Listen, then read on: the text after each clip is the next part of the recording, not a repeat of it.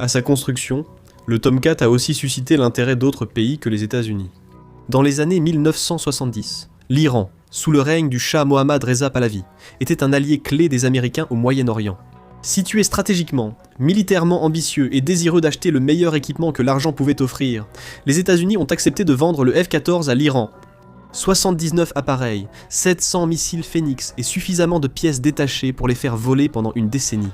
Puis, en 1979, tout s'est effondré. Le Shah a été renversé, l'ayatollah Khomeini a pris le pouvoir, et la relation de l'Iran avec les États-Unis a basculé du jour au lendemain, passant d'allié à adversaire.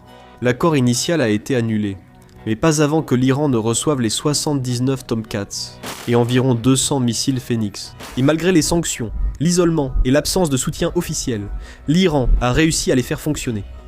Pendant la guerre Iran-Irak, dans les années 1980, les F-14 iraniens ont mené des missions de combat. Les sources iraniennes affirment que le Tomcat a abattu plus de 160 appareils irakiens. Ce chiffre est probablement exagéré, mais ce qui ne l'est pas, c'est ceci. Le F-14 a fonctionné. Il surpassait les MiG irakiens et les distançait en portée, et son radar et ses missiles offraient à l'Iran un avantage aérien décisif. Ce simple fait hantait les stratèges américains, car il signifiait quelque chose de dérangeant. Le Tomcat était toujours pertinent. Avançons, jusqu'en 2006. La marine américaine retire le F-14 et soudain, une nouvelle crainte apparaît. Et si des pièces commençaient à sortir des circuits de contrôle ?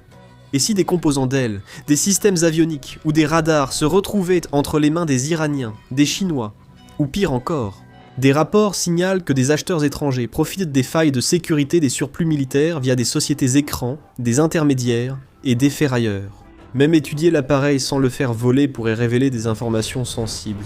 Alors le Pentagone a pris une décision. Aucun Tomcat ne volerait plus jamais.